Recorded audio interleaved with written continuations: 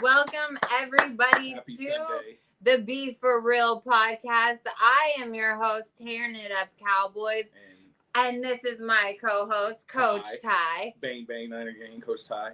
And listen, we are coming to you live from San Diego. Shout out to San Diego. Shout out to, did you see Alicia Keys again last night? Yes, I love that. Listen, I love that. Welcome. Hey, so this Sunday, we got so much to talk about. We have a special guest who will be joining us, who is somebody who is a big name here around San Diego. So we will get the opportunity to talk to Coach Jeff Harper-Harris.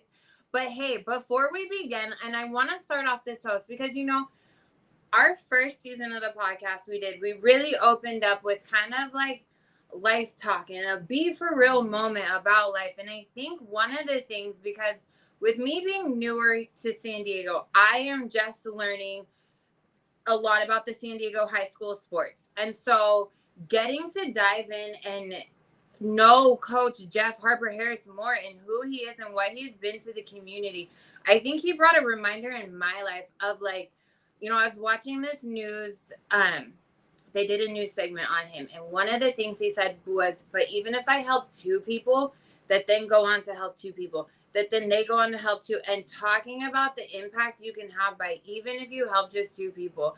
And, you know, I think in life, and for me, you know, listen, last weekend I spoke out about mental health awareness, and I have been very open that I have been in a weird, dark place that I haven't, but you know what? There was this reminder of, by giving back to someone, like, don't get stuck in what you're at. Always realize where you're at is such a good, like, maybe not a good place, I shouldn't say that, but where you're at is a blessing, and to always turn around. And I think, you know, he reminded me of the passion he has for his community and the youth. And it reminds me with you and coaching and how we want to leave this imprint of the next generation to be bigger or better than we were. Maybe not bigger, but better than we were. And to always turn around and give back to someone else. And it brought up my passion for helping women, and especially women who have been through abusive relationships and situations, and not turning around and helping them. Like, he reminded me so much of how important that is. And to get back to that and how it brought me out of this, like, mental funk I was in, because you know what, you realize by turning around and helping someone else. And, you know, for me, it's going and serving at this homeless shelter and serving dinner and just realizing, like, hey, we're all so real and life is real. And I think when you can meet someone and they can see someone who just sees them as a real person when they maybe have society who makes them feel less than, how important that is. And it just you know what I mean? It's just such an important reminder to always turn around and realize what you've come through and gone through, and to turn around to help someone either get better and not do that so that they don't make those same mistakes or go down that same path, or if they are in that, to help them through and to kind of say, hey, here's what I did, here's how it worked for me. And so I think that is such a life reminder, because you know what, we're all real, we all have real life, we all have real things we walk through. And you know, that's why we are the Be4Real Podcast. So that's our cheers this week, is to turn around, be somebody who sees somebody and helps them through something, and be that person that, you know what, even if you help two people and then they turn around and help, like, you are creating that. So cheers to that. That's what we that's what we're here for, man. And, like, initially God created us to help each other. It's humanity, you know what I mean? We should be like that. But you know, for me, like, I come from such a, like, bubble of life. Like, I grew up in a bubble. I grew up a very privileged life, a very bubble life, where I felt like I lived so fake, though. Like, I couldn't be. So to be that real and to know, hey, like, we all got shit, man. We all got shit. We all, you know, like, so cheers to that. Yeah, cheers to that. And cheers to our new background. Listen, I know I can't sport high school attire anymore. Otherwise, people want to get in their DMs about stuff. So, but I always try to make our guests feel special. So last night, I want you to know, like, I went on a mission, because I was like, okay, so first of all, we were supposed to revamp the studio with a little basketball background to make our guests feel special, of like, okay, I can't wear Lincoln attire, so we're going to basketball, yay. And then last night, after a whole bunch of tequila, God bless Richard for being our DD and driving us all around and going on this mission to Walmart. Finally, last night, I was like, oh, I can change it and do this green background and have it fun for Lincoln because that's their colors. So we get to Walmart late at night. They didn't have green. The app and online lied to me. They did not have green. So now we going with gold and we just making it a party background. So that's what we doing today. Yeah, we're at the prom. Yeah. Oh, it does. It kind of does look like that. All right. So, Ty. It works. What do you think of the Niners in the draft? What's your overall take on what you guys did? If I had to give them a grade, I'll go with a B. Maybe a B plus. That's not what online is saying. I'm very satisfied. You asked me what I don't care about. I'm satisfied. Well, I think we addressed a lot of issues that we needed. I'm satisfied with it. I'm satisfied. Of course, I can go down. Who did you guys draft, though? I don't know who you guys even drafted. Okay, so I know some of them by heart. Because I didn't. So for me, is like I didn't really care too much about the third round. The first round is. So the second round is our first round because we didn't have any, and I'm good with that because that's usually where a lot of the money goes to. But I like Deshaun Strebling from Ole Miss. He's a 6'2" wide receiver. He reminds me a lot, he's speedster, but he reminds me a lot of Debo. And I can see where Cal went with that because they're catch, yards at the catch, and then they run over players too. So Debo, kind of the same style as Debo. So I like that. We got a receiver. We needed another receiver with Jennings and Ayuk getting up out of here. You know what I mean? So wait, where'd Ayuk go? He's gone?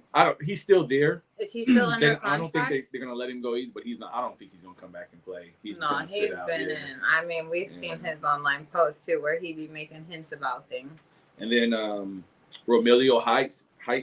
Linebacker, I'm sorry, edge rusher. We needed an edge rusher on the other side of Bosa, which he's getting older. But the only thing about Romelio Heights is he's a speedster, but I can see where they're going to play him at as an edge rusher. He's a speedster, so he's going to be a package. He's not an every down DN. He's going to be in. I can see him in situational packages of throwing.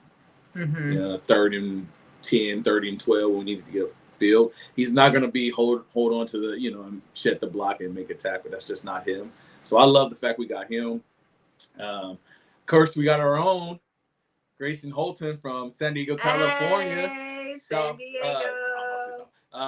San Augusta High School. Yeah, I'm excited about that. Okay, so what part of San Diego He's a D tackle. So San Augusta High School is in South Park. Just not too far from. I mean, they border each other. North Park. We can say North Park. We'll say North Park. Yeah, he's like I said. I'd be just flirting in the high school. Grayson Halton, congratulations, man. I know my son reached out to you and congratulated you. You guys are been cool since high school. Even though you're higher, he was in 8th grader coming in as a freshman, and you really took heed to him and kind of put him on your wing for a little brother. So he's excited for you to be a Niner. I'm excited for you to be a Niner. I love that spot for him at D tackle. I think we addressed that. I love the fact we addressed that. And we got some other D tackles coming in. But we're strengthening up that D line. We're strengthening up that offensive line in the trenches. I love it, man. And then I think the last person was we got, I forget his name, Indiana running back. Let me get his name right. Hey. I like that because, Kaylon Black. Kaylon Black for Indiana. Make sure your son tells him to invest in some type of recovery treatment from all that electricity next to him at the practice facility. So I like the running back. I'm going to address you on that. You trying to pivot me off of this rage bait. But I like the draft of the Indiana running back. If you look at him, he reminds you of a lot of CMC. So his vision, the way he hits he's patient like CMC, and he hits the hole just like CMC. So I can see Cal is getting similar players behind each other. So, hey, Yeah, I like round 2. We did our thing, man. I'm happy with it. I'm assuming I haven't looked at round 3, but I'm assuming we got some O linemen and we addressed the DB a DB situation too. So we all right. We looking good. It just said on there, the AI summary says that you're analyzing the 49ers draft picks from 2023. A couple of years behind. Damn. They're similar. See, I love it. We're good. We're sitting good. Good job, Niners. But bang. That like it's the talk of everywhere that the Cowboys like cleaned up the draft and we like got the AAA plus, yeah, right? Like, what you got? 5 kickers? I knew that was coming. No, we don't need 5 kickers because we got Aubrey. Aubrey's locked in. He a Cowboy. So we good. Who you guys drafted? No, we drafted. Okay, so we got Caleb Downs, and then we got Lawrence. So we got a bunch of defensive people. So we did stack up our defense. Listen, I have always said that, and I've never put my all into the draft. I've never put my all into rookies. I've never believed, that's literally my only hope I have for our defense this year. So, yeah, you guys got listen, they're dope. Like, some top defensive talent. Yeah, you got some. No, we did what we needed to do in the draft. And you know what? Listen, I will say the one thing about Jerry Jones, I will say he has drafted some real key players. Now, I would tell you this, though. That's why I don't like round 1 and giving all this money to these kids because they don't pan out. That's what I'm saying. That's why for someone especially in round 1, you be so high and hopeful, and then you be like, no, but I'm not. That's the thing. But then all of a sudden, I found myself so into it and like caught up in this like, wait, why do I? No. Okay, so that gets into our next point because the reason I got so into the draft was because 2 hours before the draft, news dropped that George Pickens. Okay, and here's what had me real messed up in the head. Is that news dropped 2 hours before the draft saying George Pickens is going to sign his franchise tag. Because remember, last episode we talked and George Pickens had not signed that franchise tag. Meaning, if he didn't sign that, he was going to sit out OTAs. He was going to sit out the whole season, possibly, if he never signed it. So news dropped and Ian Rappaport tweets out and says that George Pickens signs his franchise tag. And then underneath it says, which now makes him tradable. Like, why did you say that? Why did you add that? Why would you put that in there if there wasn't something behind the scenes that we know he knows because he's Ian Rappaport, he knows all the behind the scenes, like him and Adam Schefter, they know everything. So why would you tweet that and add that in to let us know he's now tradable if you don't know something? So that's what got me spinning, and that's when all of a sudden I really give a fuck about the draft because I was like, wait, are we about to trade Pickens for draft pick? Like, that's what went through my head. And then we got through the first round. We got through the second round. Okay, at this point, we are not trading Pickens for draft picks. We've gone through that. But this is something so highly controversial because it has Cowboy fans half and half. Half of the people are sitting here telling me, no, trade that fool. We can get so much for him. And then the other half are sitting here saying, no, calm down. You're just tripping. Like, we ain't trading him. He signed it, which means he's playing for us. He's going to, like, show him this year. So, that was a lot. Yeah, you went. I need to take a breath. That was a lot of emotions there. That was your volume went up, shot back down, went back up. It's Micah Parsons all over again. If I lose George Pickens, I'm going to be just as heartbroken as I was about Micah Parsons. When Micah Parsons got traded, that's when, shout out again to my DD Richard, him and Myrna came picked me up. We went and had some margaritas, and I dropped my sorrow. Like, that hurt. That was, like, George Pickens is one that, but here's the thing that I think with George Pickens is I don't think teams are as hungry for George Pickens as Dallas is. So I do think Dallas is kind of in the driver's seat on this because I think the reason George Pickens is so powerful is him and CeeDee. And you can't guarantee me that Pickens is going to go to another team where he vibes with another wide receiver one. Because, again, wide receiver one. Like, so Yeah, Pickens is talented. I do think he's one of the top receivers in the league, but I also think what makes him so powerful in Dallas is him and CD's vibe. And Dak, like, they, you know what I mean? Like, but him and CD is boys. They, like, when I be sad, I sit and watch videos of him and, like, they be so cute and so, like. You guys are so toxic over. That's my team. That's Pickens. my team. Oh, my God. Every week, Pickens are the kicker. No, we signed our kicker. I'm good on that. I'm over that. We got him locked in. Now we need to trade or lock in. Did you hear that? I almost. Bang, bang, Niner gang. I almost said the wrong. Oh, San Francisco needs to trade their quarterback. What do you think of that? Wait, hold on. You a Brock Purdy fan, right? You riding with him? Who said San Francisco? Is that a Dallas fan? I have no idea. Oh, someone laughed at him, though. Yeah. So, listen. Oh, wait. Trade our quarterback and get who? And do what? Rich says he still has a video from the night that Micah Parsons got traded. Yeah, you guys be crying over y'all players really leaving.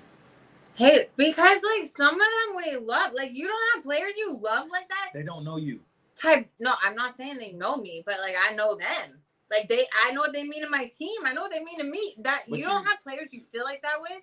Because I understand it's a business. And they're going to have to make decisions at some point. You know, I hate to see players go that I really like. But I also understand what it is, too. But you don't have emotions? Not like that. Hey. You've never been sad over a player leaving? Like, you've never thrown a fit or been, like... They're going to leave at some point. Either going to retire. No, you're not. That's the thing. You ain't leaving. I need you to stay a Cowboy and win me. Listen, on draft day, Micah Parsons was live with Malik Neighbors, and they was doing the draft, analysis and everything.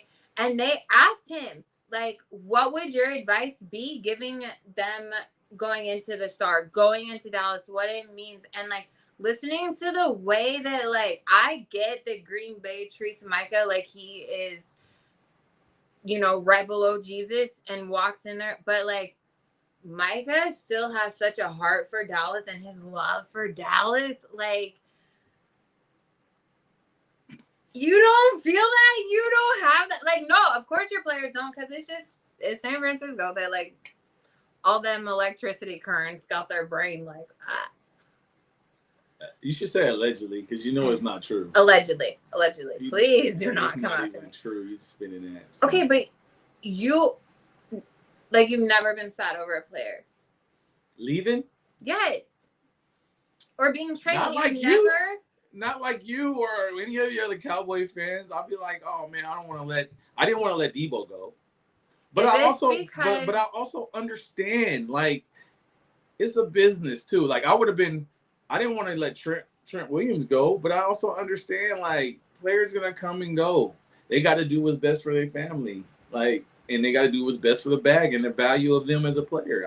But what if what's best for them is in Dallas? What was best for Micah was in Dallas, according to you, a fan. Yeah. Yeah. No, according to a lot of people. Yeah, it wasn't. But I'm right on this. He didn't feel like it was. And Jerry didn't. Not either. He did. Jerry didn't. And Jerry didn't either. Jerry didn't. And Micah was a ride or die, though. But that's just the screwed up of the Cowboys organization. You know what I mean? That's not all on Jerry. That's them as a whole. They staff, all of them are. Will you throw down? Whack as hell. Will you throw down a down payment so I can buy them? Can you fund that for me? Nah, I'd rather see you be miserable and go up high, go down low. No. I love to see that. It's just hilarious to sit here and watch you go through different emotions and change. I love it. I try to sit back and then now you're gonna justify it. So let's hear that. As my arms are crossed. Yeah. When you cross your arm, that means you can. Okay, go ahead. Just kidding. I'm so relaxed. No, because I really do care, and I get so passionate about my team. Like, there is something. This is why we are America's team, though. It's because you're not truly America's team. We are. I'll give it to Kansas City. On what basis? Oh, because they won the Super Bowl. No one feels as passionate. You play to win the game. All right. Let Kansas City. No. Listen, because a lot of these Chiefs fans are brand new. These Chiefs, listen, there's very few true Chiefs fans. Okay. I knew going into the Chiefs when they first started, my girl Chantel, her husband is a diehard Chiefs fan. He has stuck with them when they were terrible. So all of a sudden, this man got so excited. They went to the first Super Bowl they went to. They bought tickets. She sat up there. Her soda froze because it was so cold. Like, yes, she is a true fan. But the Chiefs fan base, real diehard fans, is so tiny. The Cowboys, you know what? I'll say it for y'all. We ain't won the Super Bowl in 30 years. And look at how deep our fan base is. Look at how loyal we are. Look at how into the Cowboys we are. Like, you can't. How deep your fan base is? Yes. We're in San Diego, and name how many Cowboys bars there are. Definitely one, the Smoking Gun in Gaslamp. Shout out to them. Barely anybody there. No, listen. You go to 619er bar. You go to PB. It looked like a goddamn stadium for the Niners. I walked into work on Friday, and the girl whose office is across from me, guess who had her Cowboys jersey on too? During NFL season, you see way more people, and way more people in Niners uniform than Cowboys. Niner jerseys than Cowboys. Yes, it's all about walking the down the street, all that.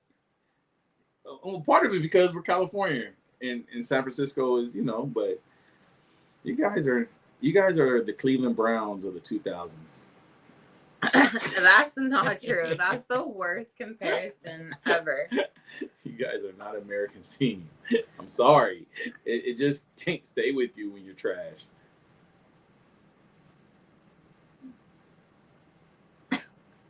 Someone has a dare for you. All right. Hey, for you. But as we get ready to get into the second half of this episode where we are going to bring in a guest, listen, I want to give a little background and kind of share what he has done around San Diego. So he has been he's coached for over 30 years.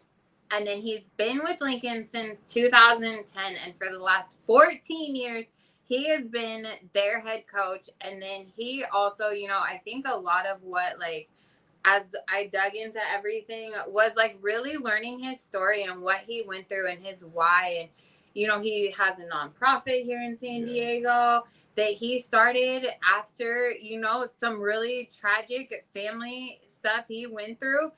And, just what he's done for the community and what he does. And, I think if you go on the San Diego Surf, so one of the things he's doing right now is he just has brought San Diego's newest pro basketball team, the San Diego Surf, to town. But one of the things on his website, and I'm going to read it because I want to quote it right, but he says that he really uses his platform to educate, uplift, and protect the youth of his community. And that is something that when you learn his story and you learn what he's been through, and I didn't even ask if Lincoln and Madison, are you guys rivals in basketball? No, we're not rivals, but we're in the same league this year.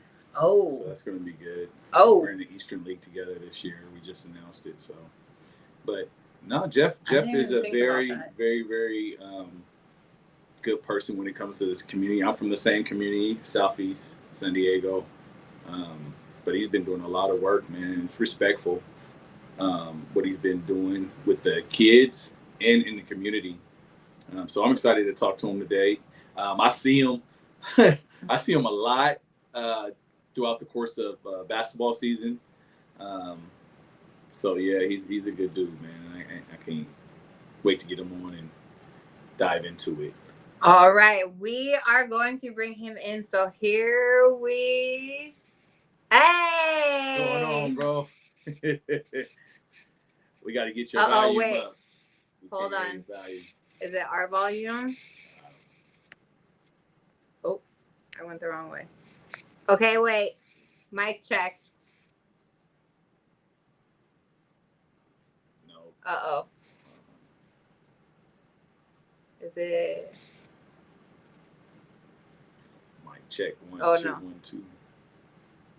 Okay, it's unmuted. Is yours muted, Jeff? Are you muting us? Hey, while he's muted, I want to share a really fun fact because did you guys know that this is actually the first guest we are having on our show that is a diehard Dallas Cowboys fan? Oh, that was a setup, man. It was a setup, and he can't even defend himself. Oh yeah, because someone's going. We gotta get your value.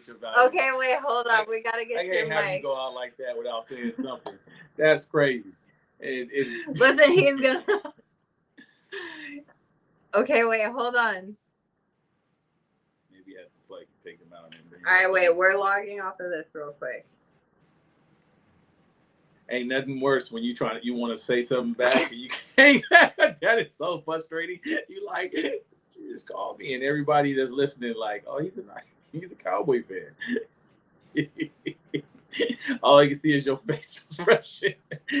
Hey, write something down and say, no, I'm not, and put it up. Hey, blink twice if you need help. Yeah. So, we'll see. Get it together. Okay, wait. I just sent you a text. Did you make sure to give it permission? See, what does it say? It's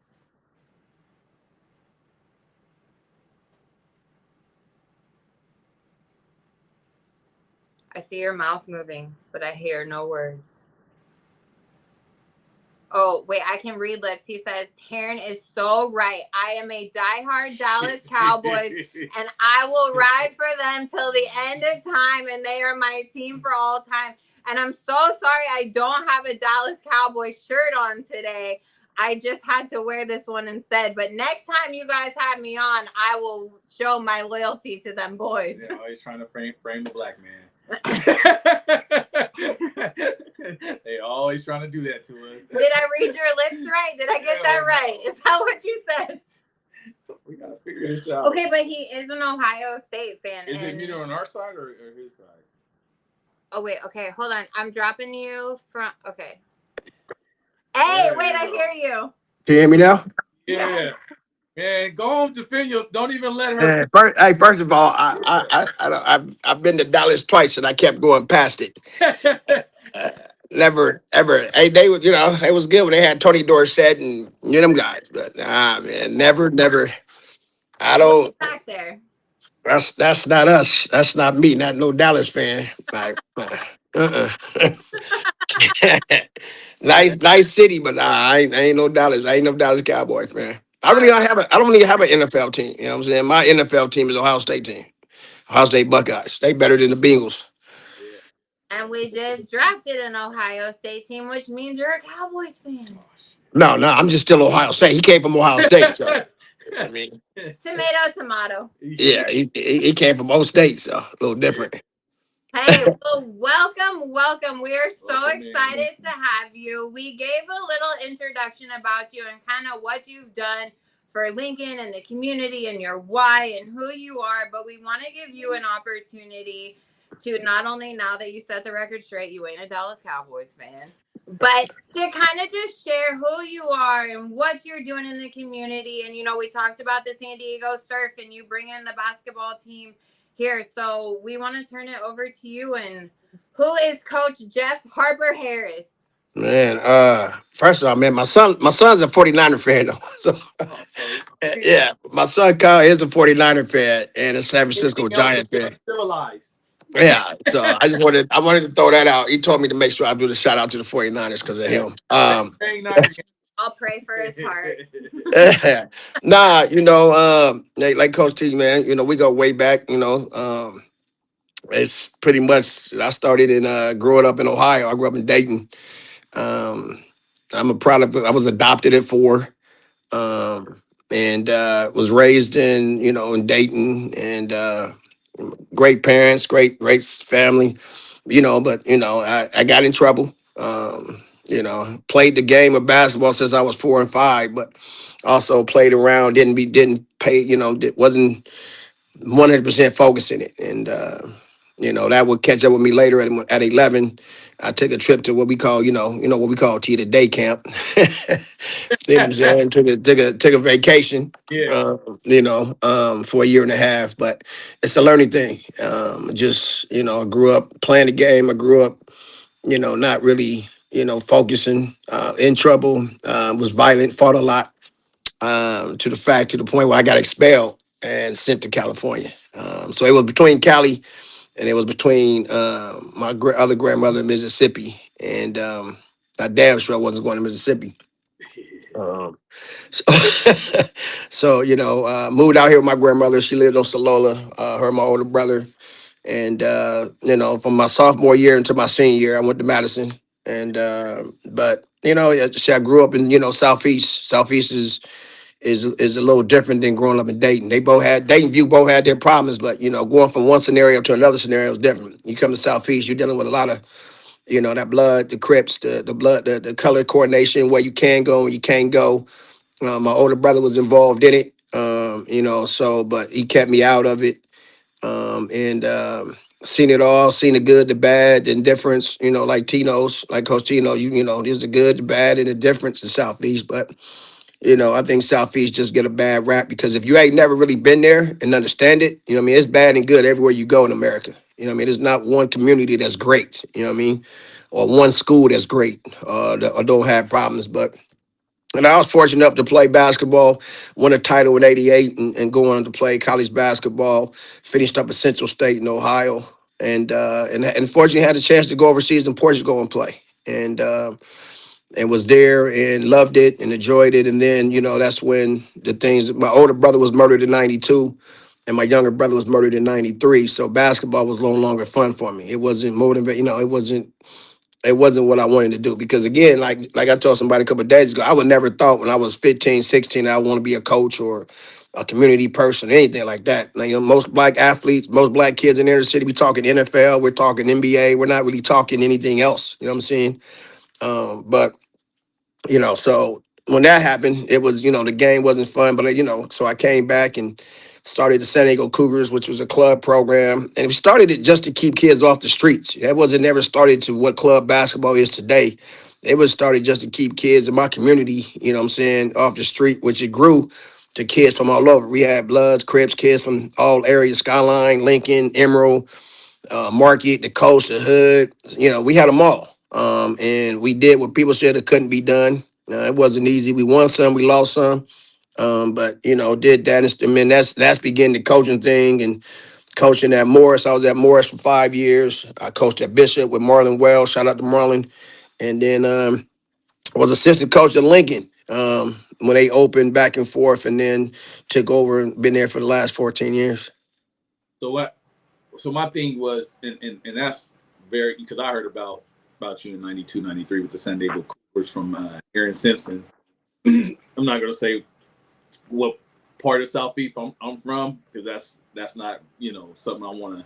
I'm not gonna say glory because I love where I came from and what block I grew up. Right. I don't want to throw that out there for all kinds of different reasons. But anyways, what for me, I went to Mission Bay. My parents were like, "You going to Mission Bay?" And at first, I didn't even know where Mission Bay was. To be honest with you, I had no clue. I knew. What I knew. I played for Balboa. I knew San Diego. I knew Lincoln. I knew Morris. I knew everything about. So and I was kicking and screaming. Telling my mom because they were recruiting back then, right? Yeah.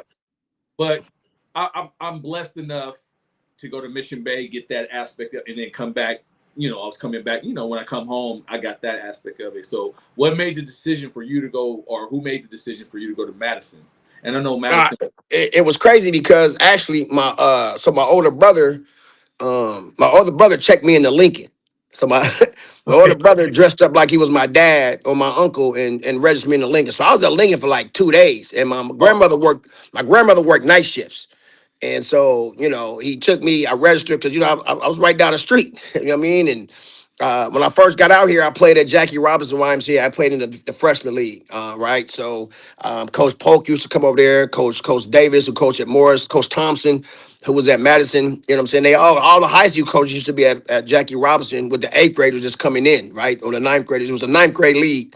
So it was the 9th graders going into the 10th grade the following year. So it was a good league.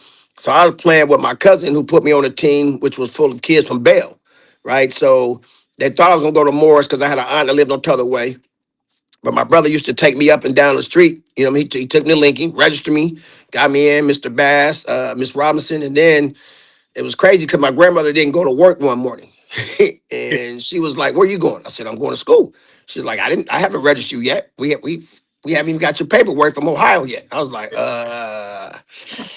you know what I'm Right. saying? I said, no, I'm going to Lincoln. She was like, oh no, you're not. Yeah. Yeah. Because my older brother had went to Lincoln before, and he just never went back at lunchtime after lunch. You know what I mean? We with you. So yeah, so she was like, nah. And then the second thing, my cousins, Marvin Prather and them, they lived on Magnus.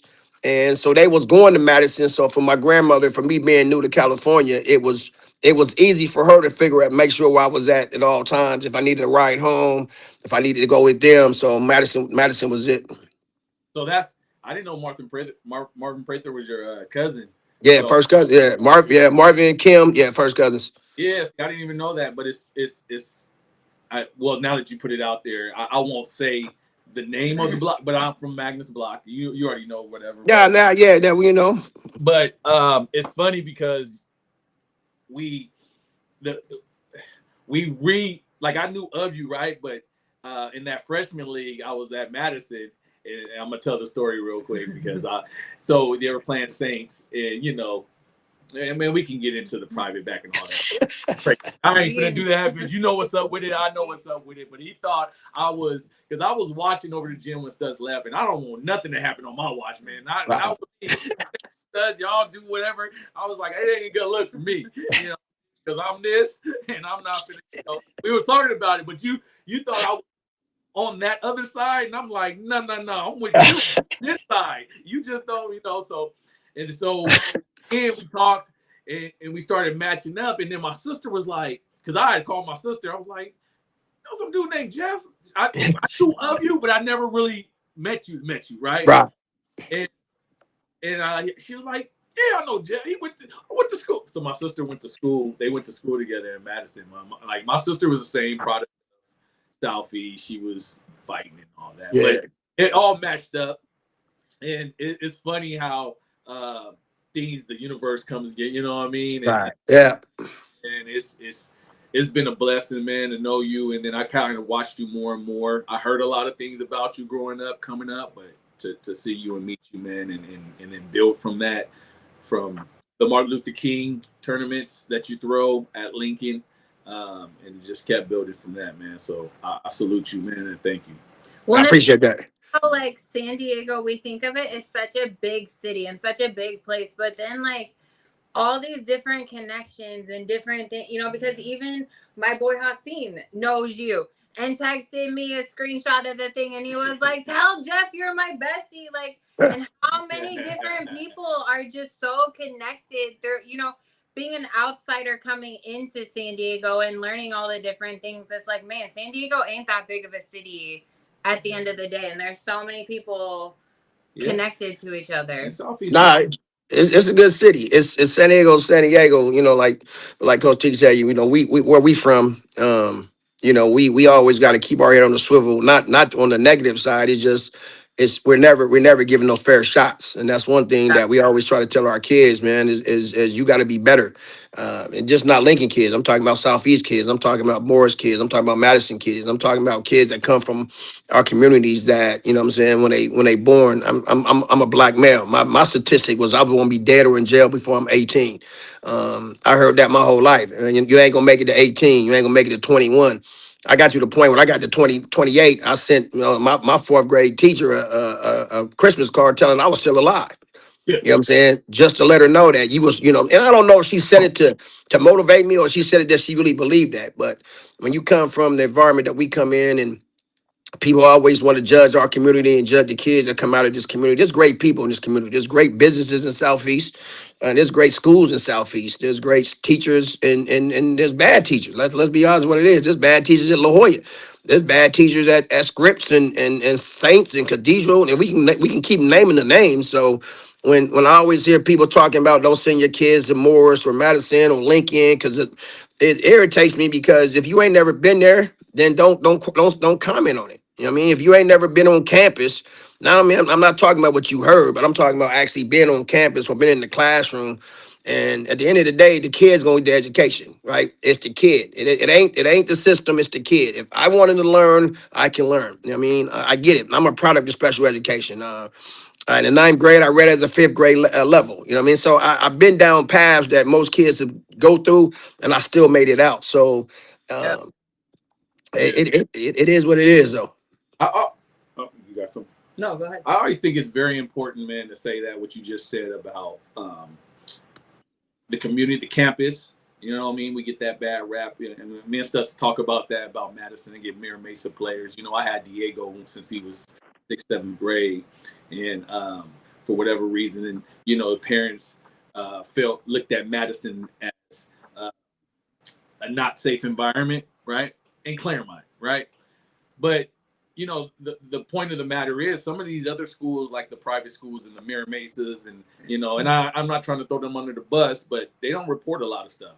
And there's a lot of there's fight goes on. I talked to several players, Diego too, but there's fights that goes on some more than what they think what Lincoln is or what Madison is or what Morris is, but they don't really, you know, report it like that, or the parents don't, you know, but they can tell you everything was going on, what happened at Lincoln. Did you hear what happened at there? Did you hear what happened at Madison? Yeah. No, what happened at your school? Because I heard this going on. I heard it was a bomb right there. I heard it was there. Oh, that was nothing.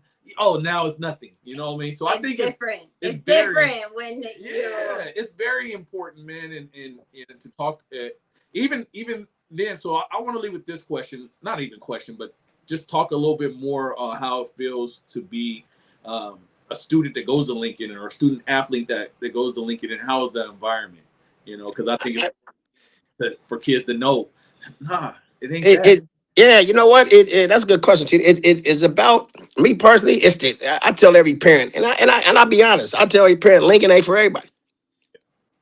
You know what I'm saying? Morris ain't for everybody. If your child is a follower, if your child don't have no motivation, if your child is lazy, if your child don't want to be successful, then don't send your kid to Lincoln.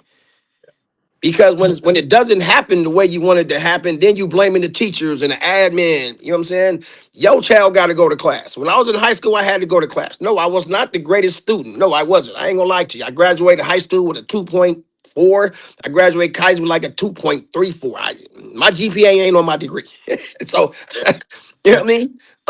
But it's about what you want to get out of it. If you want your child to go and get an education, which you can, if you want your child around some good people, which you are at Lincoln, if you want your child to be in a good athletic program, you know, our football team dominates the county. We know that. Our basketball team, we compete. You know what I'm saying? Our girls team just won CIF. Our base, you know what I'm saying? There's great other programs besides athletics here. If your kids don't play sports, you know what I'm saying? It's the Metro, you know what I'm saying, group that we have on campus. So our soccer team won CIF this year. So, but if you want your child to get it and you live in the community, then you should send your kid to Lincoln. No, not based on, and it's crazy because now with social media, anybody can make up anything about any school now. You know what I mean? I seen somebody had ChatGPT talking about what's the worst schools in San Diego, Southeast. You know what I mean? San Diego County and Lincoln and Morris and Hoover and Crawford was on there. How do you know that? ChatGPT ain't never been to Lincoln. You know what I mean? It's based on stats. And like you said, a lot of people don't turn in stats. You know what I mean? Like I can put up the top 25 drug schools in San Diego County. It would blow your mind. You won't see Madison, Lincoln, and Hoover are not in the top 25. I'll just leave it at that. I'll just leave it at that. I'm talking about a private school, and I can give you some stories. Yeah. So you know what I'm saying? I ain't gonna put it out there, but yeah. Well, you know what I mean? That's where the Be4Real podcast comes in, because you know I come from the opposite side of things. So I come from the privilege. I come from I come from but you know, kind of like you guys are saying, everything is so fake, and you hide behind these things, and you pretend life is perfect, and you have to pretend you're this perfect person all the time. Where I think that's where, for me, getting out of that, and you know, when I first up in Sacramento moved to the hood and learning like, no, you can be real, you can show up who you are, show up as you are. And I think that's the difference that people don't understand is, yeah, we look at all these schools and, oh, their education's better. But when you can just be who you are and be real and understand real life, if you don't live in that bubble, if you ain't living that, you know what I mean? Like, yeah, some people walk that perfect life. They have all their life is easy for them. They can walk through on that bubble and in that, and everything's fine. But if you ain't that person, I think to have a community and have a place where you have people like you who maybe see people that no one else wants to see. You know, like you guys are saying, the Southeast community, people want to be like, nah, man, that's just the hood. It's just, that's what they're destined for. But to have people like you guys who come from that and then see like, no, I see you guys. You are worthy. You can come through this. Yeah, you have to fight 2 times harder, 5 times, 29 million times harder to get to where other people are, but you can do it. And being those people who, like they say, that mustard seed of faith, you plant that in these people and you build that in them. That, like, I think for both of you, you have people who have grown up that you've put into them where they've seen, like, damn, he's one of the few people that cared about me. He's one of the few people that saw me. And, like, I think that stems from your passion and everything and like what you've been through to where you don't want anyone else to feel like that, and I think that's where it all ties into this whole be for real and the realness of life that, So now all you got to do is get your homegirls who look like you involved more. That's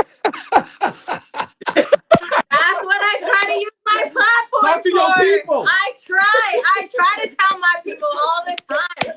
I be preaching forever. You talk to your people. That's funny. I help 2 of them, then 2 of them will turn around and help 2 of them and help 2 of them, and we're see. And one of them's going to arrest us. Yeah. It's all. Yeah, you know what? Honestly, it's funny. It's funny because it's a perception. You know what I mean? It's how many times somebody say Coach Jeff is the mad black man. He's a mad black coach. Like he's a Malcolm X of coaching. You know what I mean? He's always mad. And it's crazy because black men we have reasons to be mad, right? For me, being mad, being angry was my mechanism to act tough. You know what I mean? I didn't start out being good in fighting. I got beat up, you know what I'm saying? A lot of things went down, you know what I'm saying? But then I became angry. I became good in fighting. So when I'm angry, I'm fighting. That was my recovery. That's how I hid what I really, you know what I mean? So black men, we're taught to, even young black boys, we're taught to, you know what I'm saying, don't cry. I mean, time my dad used to tell me, don't you cry, suck it up. You know what I'm saying? Get up, wipe yourself off. So you stuck in that mindset. I mean, I got sons, you know what I mean? And I try to catch myself not doing how my dad raised me. My dad was a great father. And taught me everything. You know what I mean? One thing, but it's crazy because it's funny when you go and T can tell you, man, I go play other schools. It's like, oh, let's go because he's mad, he's angry, and people don't even know me. You know what I'm saying? He just mad. You know what I'm mad about? I'm mad about if it ain't fair. Yeah, I'm mad about. You know what I'm saying? If you a referee and you ain't calling the fair game, hell yeah, I'm gonna be mad about it. You know what I mean? If my kids are getting done one way and another kids are getting done another way, I'm going to speak on it. And sometimes people say that, oh, he's aggressive or he's angry or he's threatful. Like, you know what I'm saying? I think I'm a very nice person until you push me to a situation where I don't have to be nice. You know what I mean? And then that's different. But when you jump into perception that I'm not, or I come from that. I heard people tell, oh, his brother was gang related, his brother was involved in the streets. Okay, my brother been dead since 1992. What is that bearing on me? You know what I mean? Like, I'm 56 years old. What does that have to do with me right now? You know what I mean? Same thing I told my therapist when I started going to therapy. Like, what is that bringing? But again, nobody talks about when we do. You know what I'm saying? We ain't supposed to go see therapists. We're not supposed to talk to a therapist. Trust me, it was hard for me to go. You know what I mean? But it did help me. It has helped me. You know what I mean? But and T can tell you that's what our kids deal with. And I'm not just saying inner city kids. I'm saying all kids. But if you're a black male, I'm guaranteeing you're told you're not going to make it till you're 18. I guarantee you somebody that we coach has been told that. And don't get me wrong, we've won some and we lost some. I've lost some. I've lost kids to the streets. I lost kids to the prison system, and I lost kids to the gravesite. And that's what I guess every time that happens, it makes you more motivated, you know what I'm saying, to go back and go harder and harder. Because like I already asked myself, what did I didn't do? How did I lose that kid? You know what I mean? And T can tell you the same thing, man. Most people, I'm not a good basketball coach. I've never claimed to be the best I don't want to retire as the best basketball coach. And I tell people this, and people be like, yeah, I don't want to be in the same conversation with anybody in San Diego County about being the top basketball coach. I'm the best life coach, right? Because basketball is X's and O's. I'm not that. I got a hell of a coaching staff that can deal with X's and O's. I'm a defensive guru. I'm real good when it comes to defensive strategy. Offense, okay, I got coaches that do that. But if you ask me if I'm a good coach and do I want to go to clinics and be better, nah. You know what I'm saying? I could have. I could have went to more clinics and moved on. I've been offered jobs at the next level, but it's not me. So I don't want to be compared to other basketball coaches in this county. And I say that every day when people are like, oh, you want to be compared with such and such over at, oh, no, no, no. I don't, because I'm not doing the same thing. You know what I'm saying? Me and T, we do different things. Like when you get up at 2 o'clock in the morning and go get a kid because he's stuck somewhere, or you at court. I done been in juvenile court goddamn every other day or every other week. Like that's what people don't see. They say, oh, he's at the court, he's yelling at the kids. I would never send my kid in, and don't. Because I yell at my kids to go to class like I yell at my kids on the court. I yell at my kids to be better in the community like I yell at my kids on the court. So I don't change, but it's crazy. It's crazy because that's the whole mindset. It's like, oh, you know what I'm saying? Like Tino, oh, don't go to Lincoln. You know what I'm saying? People ask, why did they get a lot of transfers from football but not from basketball? I don't care. I've won with kids who just went to Lincoln. I'm Mike Stuss in Madison just won with kids that went to Madison. You know what I mean? It's doable. You know what I mean? It is. It is. So not to cut you off, but I, since I started coaching, man, with Stutz, I've been in the high school, but I like really been behind Stutz and watching, man. It's crazy, man. What these coaches is doing, bro, like to win and the clicking up. And I mean, I done been to the voting league, like players. Man, I just sat and watched because Stutz wanted me to see all. Jeff, I'm telling you, man, these coaches, they are trying to get in the Hall of Fame. And like you said, for me and you, I just love seeing the kid develop and getting older and going on and being successful in life, right? Right. For me, I played, I'm good. I played a little college or whatever it may be. But yeah, man, these coaches out here. You ain't reliving your high school fantasy through them. And I'm gonna get your side of the transfer portal on how you feel about that. That's crazy. But we're gonna get to that. But I also want you to talk more about San Diego Surf. We know you're a Lincoln High School coach, basketball coach, and you're doing great things over. You have been, and you've been doing great things over there. But I want you to expand and talk about San Diego Surf because it is exciting basketball that's coming to San Diego and the community. Yeah. Out. You need to get out and support. You always talk about, oh, we ain't got a basketball team. We ain't got a basketball team here, a pro team, but we do. Get out now. Yeah. Get out now. Yeah, I appreciate that. Yeah, San Diego Surf, man. As part of the new USBL. Those that don't know what the USBL is, USBL was around before the G League and the D League existed. It was a USBL. When I came out of college, the USBL was that platform that will help you get to the next level. And it was around for probably like 20 plus years, and then it folded. Some owners, the new owners of the league came back and they revamped the USBL, and you got some great teams. This year was, and it's funny because this year's season, where we at right now, is season 0. This is a test season. And the USBL got teams in LA, Bakersfield, San Diego, and then they got 5 teams in Seattle and Spokane and up in that area. Next year they'll have 20 new teams come in. And it is professional. And I say that because the players do get paid. The owners are pushing to, what I'm saying, next year's games will be at, either USD or City College. So this year was more what we doing is like we was doing different community tours. We was playing at Lincoln, we played at Montgomery, or we played at Mira Mesa. We were just trying to play in different communities to bring attention to it. But the San Diego Surf, man, is the general manager is Dominique McGuire. Dom is alumni from Lincoln High School, the original Lincoln. Those that don't know what that means, it's original Lincoln and it's the new Lincoln. I coach at the new Lincoln. The original Lincoln was the one with back in the day that shut down in 2004. Football Street Lincoln. Yeah, yep. Marcus Allen, Terrell Davis, and Dominique McGuire was one of the first players out of Lincoln to go pro. NBA. He was in the NBA for 8 years, so he's the general manager. And when he came to me and asked me for help, you know what I'm saying, I was like, if it wasn't Dom, I wouldn't do it. You know what I mean? I just want to see him successful, because you never know as a general manager in this league how you put it on your resume and build. You can be in the NBA or some, you know what I'm saying? So head coach in there, great team, great players. Right now we're 6-2, 4-0 since I took over. We got some local guys. We got some local players. Victor Bro, Dean. Yeah, Victor Dean, who was a three sport athlete, played basketball, football, and ran track. Played at Fresno. Tyree Robinson, who's now, you know what I'm saying, who played at Oregon in football, but he was ranked in the country as a sixth, seventh, eighth grader going into basketball.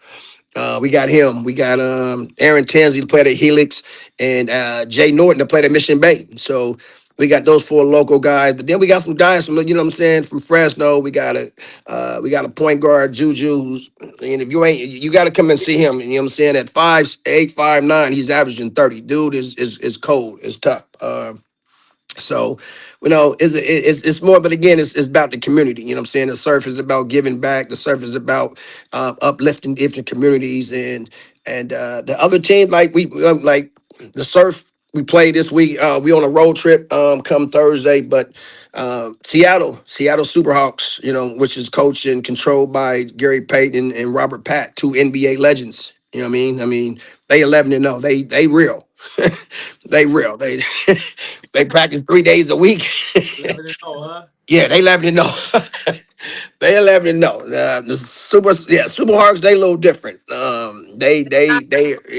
got NBA guys behind you. You know what I'm saying. But again, Gary Payton said it best on the interview. He's like, we're trying to push and get these guys some looks and some film so they can go overseas or go to the league or whatever it is. And that's what the USBL is about. So some great owners in the league. The league is owned by some great owners. The surf is owned by some great people. And yeah, like I said, we back home the 8th and 9th of May next week at Mesa College, at Mesa, against Seattle. Hopefully we can get a win when we go up there, but they'll be here, you know what I'm saying? And people can come by and shake hands with Gary Payton and Robert Pack and shake hands with our players. And, my thing is for our players to get out in the communities, for these young people. We've been in a couple middle schools and we're trying to get into others. We try to give back. We try to, talk to you about serving dinners and things like that. So the community, San Diego, can know about the San Diego surf. So we gonna try to roll through at Mesa College and come support, man, because I definitely Appreciate it. out and see. I wanted to see Jay Norton, and I also wanted to see point guard. Say his name again. Juju. We call him Juju. Yeah, I see Yeah. him a little high on YouTube, a little Yeah. bit. Oh, he can go. So He can go. He can go. get out and do that. Well, and I love that it's San Diego giving back to San Diego. It's not just a pro team coming into the area that all go. It's people whose heart is in the community and is out doing things. Like I said, I saw on your guys' page you were just at the middle school, like you were talking about, like what you're doing to give back and have an impact on everything. Like that's why we want to Friday and Saturday, and the games are at what time? 7:00. 7 p.m. Doors open at 6. Friday night is military and first responder appreciation night. And then Saturday is educators and teachers and mental health awareness night. I love that. Now that we I'm gonna try to get some of my youth club teams get out there Yeah. tonight because we got a game at Seoul. We're playing at Seoul, and I'm gonna tell them about it. Something a little bit more serious I want you to speak on, and it's really I know we're gonna switch it a little bit, but because that's exciting news, but it's really something that you're doing in the community. I got a flyer on it during the Martin Luther King tournament that you threw. Is the push for the vaping to stop of teenagers, men, and people. I just read. I don't know if it was. I think it was from you or some. I may have been surfing YouTube, but a girl just passed away going to get a vape, and it was packaged and everything, and it had fentanyl in it. Yeah, it was. Yeah. Speak on more on that movement, man, because I really think that's important, man. These kids is going to Yeah, we started it. We started it like last year or 2 years ago. Coaches against vaping. And the thing is it is a problem. Like and for us coaches and athletic directors and people involved in athletics to act like it doesn't happen, it does. With athletes, it does. Like it's going on with athletes. But what was crazy was a buddy of mine, son plays on the circuit. And I ain't gonna say what circuit he was on, but he was on a circuit and he was gone. And long story short, he collapsed at a game and he went to the hospital the next day, whatever, the night before, the night after. And when they did all the tests, the doctor pretty much told his parents, man, your son's either been smoking cigarettes, packs of cigarettes a day, or he's vaping, one or the other. Because no way your child lungs should look like this. And then his son pretty much told his parents he was vaping. So we just been on a mission to try to, bring attention to it. You know what I mean? And it starts with our athletes. We was athletes, and athletes sits on top of the food chains in high school. When I was at Madison, I was sat on top of the food chain, right? People looked up to us. And so we started with the athletes on every campus, like, hey, y'all need to be the spokesperson for this, right? But you can't be the spokesperson for not vaping and you're vaping. Because a kid gonna turn around and be like, you trying to tell me not to vape, but I saw you in the bathroom an hour ago vaping. Oh, geez. Oh, man.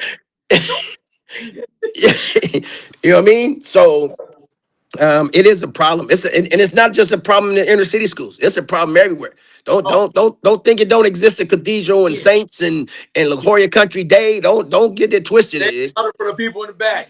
Yeah. It is a problem. And sometimes people say, oh, it's not my problem. It is. It's all of our problems, because even as coaches, the question I ask coaches is it really that you want to win that bad, knowing, because everybody asks the question, if your best player is caught, are you going to sit him? I said, yeah. Yeah. I'd rather sit him and get him help than him collapse and die, and then that's on my conscience. Yeah. Right? And it also started home. Parents, you know your kids is smoking. Let's stop acting like you don't know your kids is vaping, right? And don't, because I get parents that's, oh, no, my son, yeah. You know what I'm saying? Now it was, vaping supposed to be used to deter cigarettes. And then it became, you can get THC in it. And then you got marijuana in it. Now they lacing them with fentanyl. And fentanyl is killing a lot of people. So, it's something that we got to stand up for. It's something that has to be spoken to. Like at our campus, all our kids, all our athletes had to go watch the video on vaping before they can play their sport this year. Now, did it deter them? Some did, some didn't. I know 2 years ago I suspended 3 kids because they got caught from vaping, and I was okay with it. Parent wasn't okay with it. Parent was mad I didn't play his son, and when I'm like, you know what? At the end of the day, it's a game. And it will end. You know what I mean? I think your child's health is more important. I think you're more worried about him playing than you're worried about him vaping. That's what you should be worried about. That's a conversation you should be having with him, but not having a conversation with me why your child ain't playing a high school game when, you know what I'm saying, he's going on. And I see it. And we try to get to different coaches to talk about it at camps. And the crazy that it is some of your club coaches, y'all, they think, oh, nah, it's not important. Your kid on these road trips, these last couple of weeks, I guarantee you, out of 10 players, 6 players has vapes in their bags. I guarantee you. I'm with you. You know what I mean? Like, but it's about winning, right? We gotta go win the EYBL or the three Adidas circuit. I guarantee you, these road trips, if you ain't checking your kids' bags or going in these hotels, going on these road trips, and you smell something in the air that's not supposed to be in the air, and you don't say nothing, then you're at fault. I don't care I don't care how people think of me. It is what it is. You know what I mean? So as people rushing to play club basketball in the spring and summer, you might want to have that conversation with your players, because I guarantee you 6 out of 10 are vaping or have tried vaping. Yeah. Well, and when you say that vaping and not said, the doctor said they've either been smoking packs of cigarettes or vaping. We think of how bad cigarettes are, but now you're like, this is like double tracking it. You know what I mean? Like packs of cigarettes versus one, like that's a huge thing that I think everyone needs to kind of stop and swallow, like how hurtful these are and how much they're even worse than cigarettes. Like, because they changed up, because they're not the nicotine. It was the nicotine, right? That's what the kids was getting, the nicotine. Now it's become, you can put THC in them. 4 years ago, the San Diego Unified had a settlement. San Diego Unified, LA Unified, Oakland Unified, and I think San Jose Unified settled with Jules. Jules is the one of the biggest vape companies, and they settled. San Diego Unified settled for like 170 mil. Wow. Because they was advertising it to minors, right? So if a company settles, that means they knew they was at fault. Yeah. Yeah. You know what I mean? Okay, we'll pay you, but Yeah, we'll pay. We're going to pay out. You know what I'm saying? And that was, you know what I'm saying. So that like Senegal Unified got Pay, which is a great program in the Senegal Unified where they talk about tobacco products and it just has to be talked about. It. Your staff, your admin, your coaches on your campus have to care a little bit more than just okay, it's just another day. You know what I'm saying? It's not a problem. You know, right. You can't suspend the kid for it. But I think it's we have to get them help. I mean, if that's a conversation with rehab, that's a conversation with parents. You just can't look the other way no more and be like, I saw it, but I didn't see it because it's gonna come back on your conscience. So that's very important, man. So I'm glad you got that out there, man. I know you got flyers passing around, especially during the tournament time, and we did pass it out to our kids, and I'm hoping other coaches did that, but they probably just threw it in their goddamn ball bag, and I don't want to say they're just blind to the fact, like you know what I mean. It's like, come on, Right. give me for a reason. Let the kids at least use their fundamentals and read, you know. So They don't want to address that it. was I appreciate you speaking on that, man, and you know, I'm a Huffman baby. You know what I mean? If you know, you know. If you don't, you ain't been to the South. You ain't never been to the Southeast. So, Hey, you know it's crazy? They from Ohio. are they? They from Dayton, Ohio. Yeah. Yeah. His brother had a spot in Dayton, like 3 blocks from the house. Yeah. The Huffmans are Huff- from Ohio. That's Huffman. the crazy part when I moved to California. I was like, oh shit, there was one in San Diego. It's one in Dayton. Yeah. Huffman's Yeah. was the first black barbecued on spot, right? In Southeast. In Southeast, yeah. Yeah. Yeah. And yeah, that was the spot, man. And you know, sometimes you take some chances, but for the most part, you say, Gotta go get a hot link, baby. what time? Yeah. Yeah, gotta get there before 7 p.m. because you know who's coming Yeah, through. it gets tricky. It gets tricky. It gets tricky on the period. You better get there before 7 p.m. to get that hot link, buddy. You gotta know how to wiggle through the South. And I'll be coming, and it's a lovely community. Don't get me wrong, man. But you know, for some of us growing up there, our wiggling through it was a little different, you know. And Yeah, if yeah, you facts, do that, facts. you affiliated. Doesn't matter who you hang with. Oh, you hang with, you know what I mean? So Yeah, yeah. it is what it is. But Lincoln is you know, I encourage and I'm gonna do the same thing what we did with Madison with Stetson. You know, I encourage these eighth grader, seventh, eighth grader parents is to go experience. If it's in your community, like Lincoln is in your community, go to Lincoln, man, and see what it's about. They got culture. Our community is about culture, you know, and it ain't just bad things happening. It's bad things happening at Saints Cathedral and all Everywhere. that. So, but I do want to. So we got any more? You got anything else for him? No. So I got three. Clearly he does, though. Yeah, I got three. I got three before we get on out of here, man. Because I really wanted to. I'm glad you spoke about the surf, yourself, vape. I know you got the bullying thing going on with the athletes. Got to be bigger, and we are the biggest man on camp. You know, big man on camp, and it trickles down from the athletes with that bullying stuff. I hated that. So, but I know you got that going on. So I got three questions for you, man, and this is going to be either or I skip. You can just say pass. All right. Here we go. A little bit. It's almost like drink champs. If They put you on the I'll spot. put you on the spot. Here we go. Yeah. Ready? And it's all history of Lincoln. Come on. Marcus Allen or Terrell Davis? Who you take? Marcus Allen. Why? I just think he set the tone for. He set the tone for. Now, mind you, so Marcus Allen also played two other sports. Marcus Allen played baseball and basketball also. So both of them was real good. Actually, my grandmother we knew the Terrell Davis family. But yeah, I would just say Marcus Allen. I mean, when I first moved out here, that's who you heard about, Marcus Allen. This gonna be a hard one for you right here. Do we need a drum roll? McGuire or Norman Powell? Oh, it's about to get tricky. Woo! Dom or Norm, huh? Yeah. That's stepping into that gym. I was gonna say he did the little. That's like shit. I gotta take this through. Hold on. I do business with both. Huh?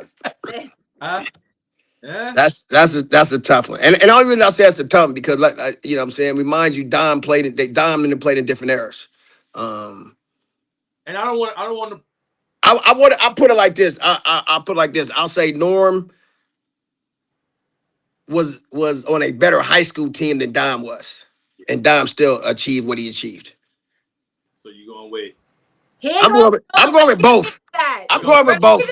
politically correct. So you We're not pass getting it. him in You gonna trouble. pass? Yeah, I'm a pass. I'm going with both because Norman does sponsor Lincoln. So Why put it like that? hey, yeah, man, understand the grind, baby. Understand the grind. Shout Yeah. out. Shout out to Norman. Understand the grind Foundation. All right. So the last one will be, and I gotta know, but I'm gonna stay away from that one, man. No, I'm gonna go. I'm gonna go with it. I got two more. Coach Polk, Coach Day Day. Coach Polk. Why? That's my dude. I by the way, Coach Polk almost saved me. I should have went. He real quick, real fast. We played Lincoln. That's when he had that state team. Mark Sanford, Pookie Johnson, and I'm a black player at a white school, man, and you gotta let me see the floor. I make some mistakes. You can't slow me down like the Indiana Hoosiers talking about 5 times. Let me be great, man.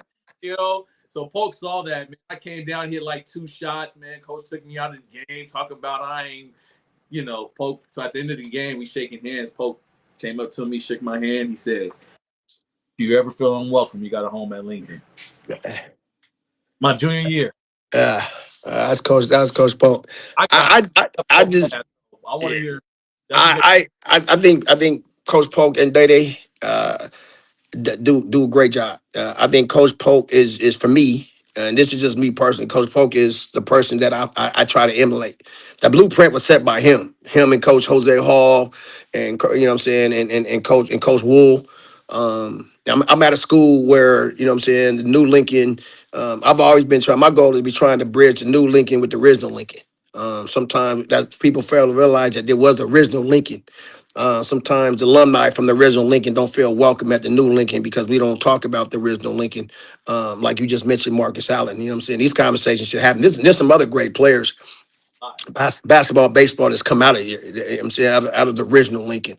So I think Coach Polk, him being a coach, him being a dean of students on Lincoln's campus, him being able to deal with what, you know what I'm saying, the outside things that has nothing to do with basketball and athletics.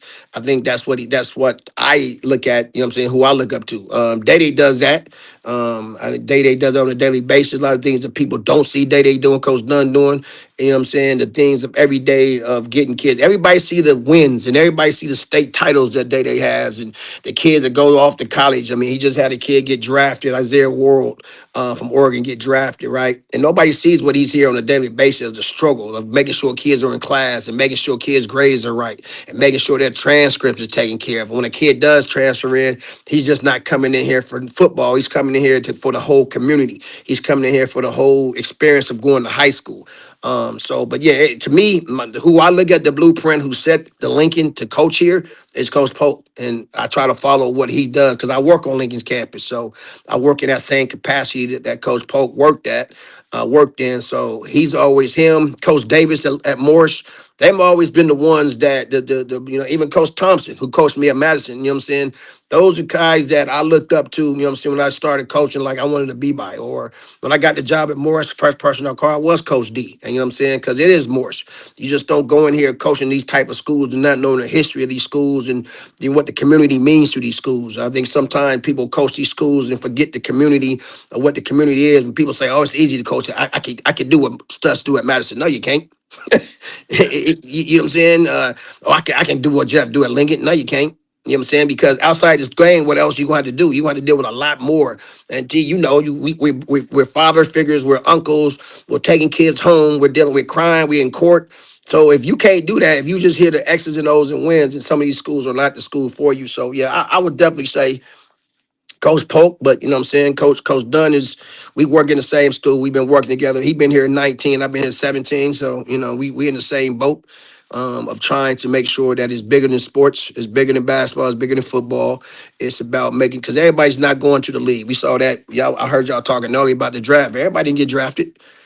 You know what I mean? What does that lead to people who didn't get drafted? Are they less of people now, or do they got to get ready for the real world? You know what I mean? And every kid that Lincoln that plays football, basketball, everybody. What last D1 kid I had was in 2023 when we won it. Had one kid. Everybody else is successful because they went to college. They're still in college. They're about to graduate. A couple of them went to the military.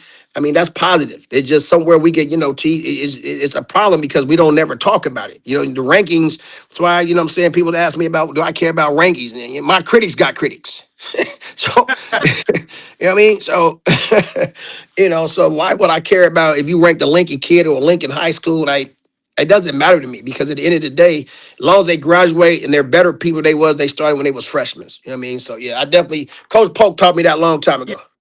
Well, shout out to Day, man, and for you guys that if David, Coach David Dunn, high school Lincoln High football coach, our very own Dago, on ex-NFL player too for you guys. And another great, coming out of Dago. So other than that, man, shoot, we probably wrapped it up. You still there? Oh, you went blank. Oh, did we lose him? Yeah. Well, that's it, man. And we had a good time with Coach Jeff Harper-Harris. Maybe he'll come back on to close it out a little bit. Maybe not, but he said enough. Hey, but thank you for tuning in, and we will be back next Sunday at 1 o'clock, again, live on YouTube. Don't forget to go follow, subscribe, and go check out the San Diego Surf and get your tickets because they will be back here in Close it out with you. You said we're out. I'm out. I got things. No. It said something about it said reconnection. That's an hour of my time. It said reconnection loss. I was like, oh, you know what I'm saying? And I'm in my office at Lincoln, so I don't know. Internet bad down here, so. Yeah. It was Jerry Jones calling to make sure you were still a Dallas Cowboys fan. Shit, Jerry better keep calling. We're not picking up for Dallas. What? You got 4 minutes? Yeah, I'm good. One more about the transfer. All right. What do you feel about the transfer high school portal? About that transfer? Should it be rules? I know. It's crazy. It's crazy. Y'all should go ahead. It's crazy that you said high school portal. Like we turn into a like. Hey, we got kids. Like we moved away from transfers, simply transfer to high school portal. We're in college. Get it? College got a portal. Now high school got a portal. You know what I mean? I figured they putting commitment to 8th graders going to high school. I'm like, it might as well turn into the transfer portal now in high school. You're right. If an 8th grader, yeah. And then they have the graphics and everything. Like, oh man, I'm done with that. Hey, it's interesting because I know you know where we come from. That's snitching. You're snitching on yourself. Yeah. You're telling on yourself. Like if you don't think CIF is watching or your haters is watching everything you post, right? You better you're mistaken. It's crazy to me how I heard somebody say about another team. I ain't gonna mention that had a gang of transfers right now. It was like their JV players will never play varsity. Yeah, I know what team. You know what I mean? And I guess when you have a high school portal, we're at the point now that I think high school athletics is a win-win at all costs.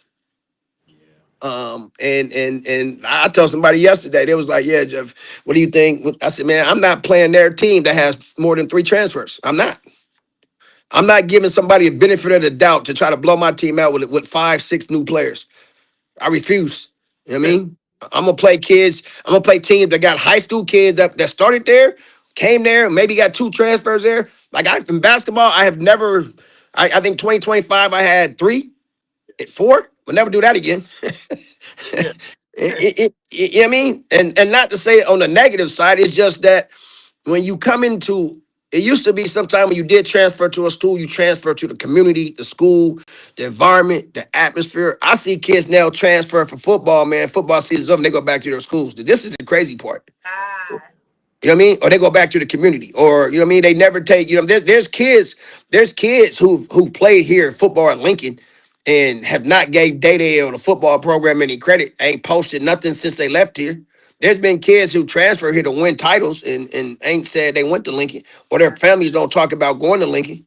I didn't even think about that. Yeah, you're right. You know what I mean? Like that, you know what I'm saying? Like, you look at it logically, it's like if all the fundraisers and stuff that in them got to go through to do this, do that, he should never have to. If he got people, alumni, you know what I mean, that play for him who have, did some great things or make a donation. But there's kids that do that. So that shows me right there that you're not playing for the school no more. You're not playing, when people say you're playing for Lincoln, like when I went to Madison, I played for Madison. Like, you know what I'm saying? I graduated from Madison.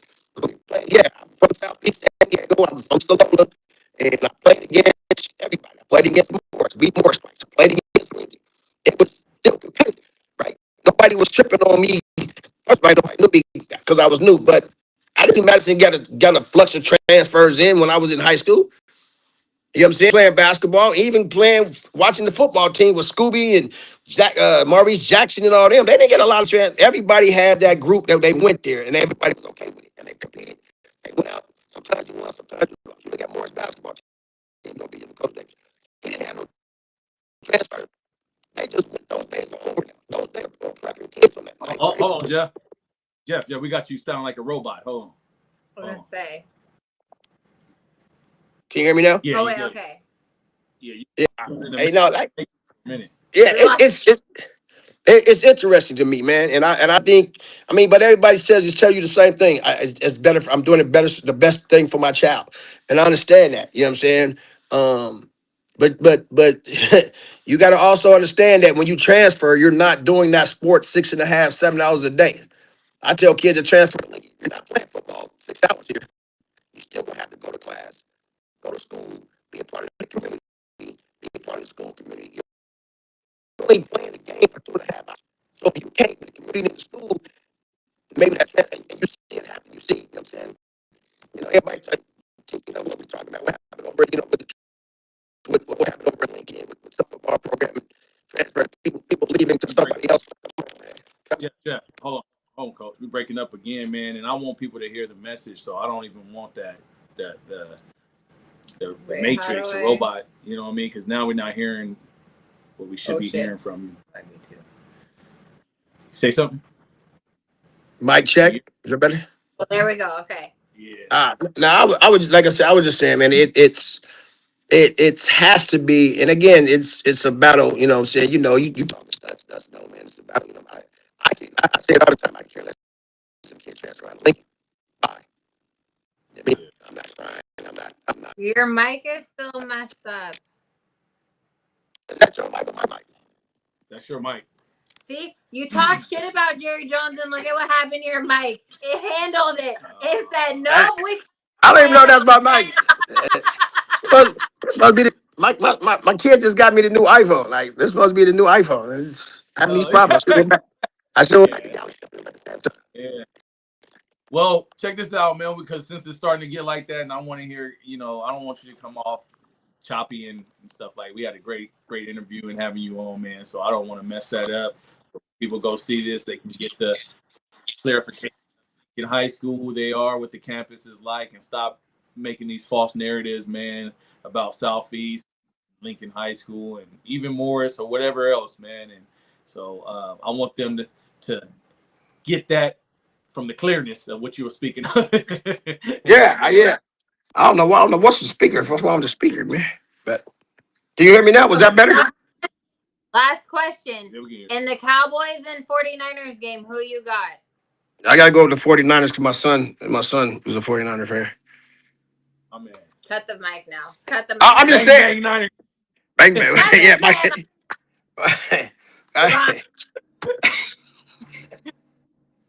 All right, bro, man. Well, shoot, I'm gonna see you, man, and appreciate you, man. And we're gonna get out there May 8th and 9th, Friday, Saturday, 7 p.m. Mesa College, right? Yes, ma'am. Yeah. San Diego Surf, come on out. Definitely appreciate y'all. Y'all keep doing what y'all doing. Be for real. You know what I'm saying? I like that. Y'all keep opening the doors for people to get on here and be real. And when you do get somebody on here that's fake, you know what I'm saying? Delete. Oh yeah. Because it really don't matter if you're black or white. We straight, man. We gonna be for real. Yeah, facts. Just fucking. You were like, yeah, that's true. But we shouldn't be saying. I'll catch up with you, man. Thank you so much All right. for your time. Y'all stay blessed. All right, 100.